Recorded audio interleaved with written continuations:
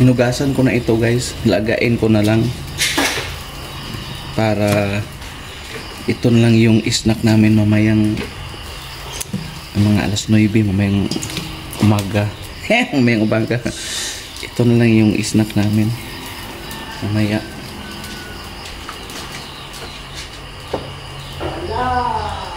Sayang naman pag itapon. Kain pa naman. Wala namang problema sa mais. Hugasan lang yung mabuti. Saka balatan.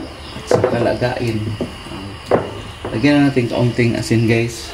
Para masarap siya mamaya. Kaunti lang.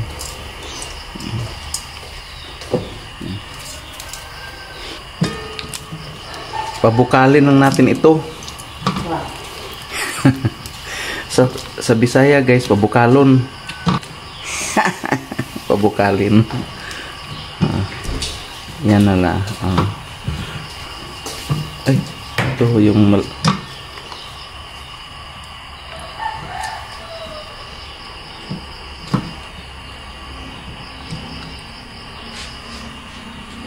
natin guys para madali ang maluto.